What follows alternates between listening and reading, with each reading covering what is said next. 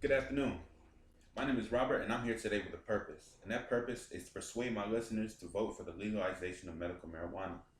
Specifically, I'm here to persuade the audience by providing facts and statistics disclosing some of the economic, political, and medical implications. The prohibition of cannabis and legislation concerning the possession and distribution of the plant are a major topic of political debate. Similar to the laws prohibiting alcohol in the early 20th century, legislation of cannabis has resulted in unnecessary conflict and controversy. Now, keep in mind, I have studied economics, business, and health, and I have an understanding of the political process and the effect of corporate influence on legislation. Today, I will discuss the politics of medical marijuana, the economics of medical marijuana, and the health science of medical marijuana. Criminalizing possession of this plant suppresses the economy, limits medical progress, and fuels the prison industrial complex. The United States Congress must begin developing new laws that regulate the consumption and trade taxation of hemp products, allow research scientists to utilize marijuana in the development of natural medicines, and reduce the enforcement of criminal penalties. Despite its criminalization, marijuana maintains a high level of demand within the United States. Prohibiting this demand drives billions of dollars into the black market and into the hands of organized criminals. Developing new laws to regulate the possession and sale of cannabis will take the money away from the criminal element and distribute funding into the United States economy. Reforming federal policy prohibiting the possession and sale of cannabis would allow the government to profit directly by its taxation. The economic growth potential is staggering. The funding generated by the taxation of marijuana could strengthen the American economy and provide funds for a myriad of public utilities and services. Tax revenues would be able to reduce the national debt, boost the economy, support education, and fund innovative medical development, all while lightening the burden on a strained judiciary. Jeffrey Myron, an American economist and professor at Harvard University, reports research that suggests legalizing marijuana would save $7.7 billion per year in government expenditure on enforcement of prohibition. $5.3 billion of this would accrue to state and local governments, while $2.4 billion would accrue to the federal government. Myron's research also examines the impact of legalization and taxation. His research suggests that marijuana legalization would yield tax revenue of $2.4 billion annually if marijuana were taxed like all other goods, and $6.2 billion annually if marijuana were taxed at rates comparable to those of alcohol and tobacco.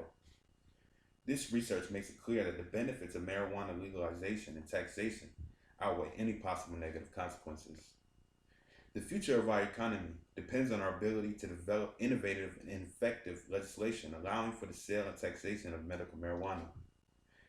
These economic implications are important and continue to contradict traditional political ideology. The United States continues to incarcerate more people than any other country in the world. The war on drugs costs citizens billions of dollars every year and fuels a prison industry complex that has resulted in a nation where we have as many prisons as colleges. By developing new laws to regulate medical marijuana, the government will reduce expenditure on enforcement and conserve manpower. Without these laws, billions of dollars go unchecked and untaxed into the hands of foreign and domestic criminals. Congress needs to concede in its war on drugs and develop policy that will take the power out of the hands of terrorists. Policy criminalizing cannabis limits the amount of research and development that could generate innovative treatments and produce new forms of healthcare.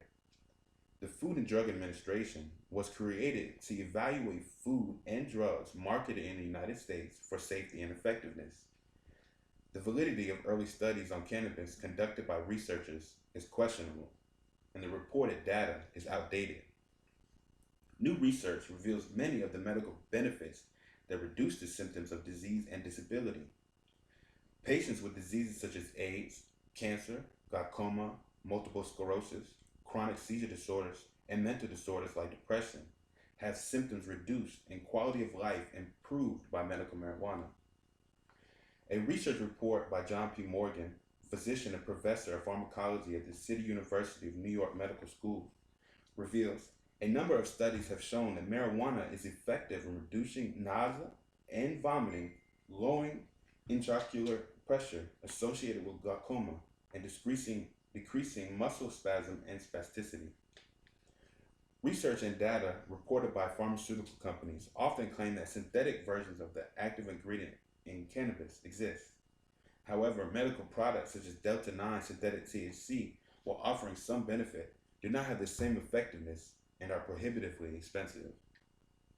In conclusion, research reveals that by developing new laws that regulate the consumption and trade taxation of hemp products, allowing research scientists to utilize marijuana in the development of natural medicines, and reducing the criminal penalties, our country would be able to reform and revitalize the world's economic and medical environment.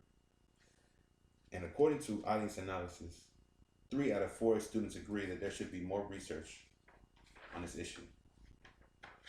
All of these are valid reasons why you should vote to legalize medical marijuana. Thank you.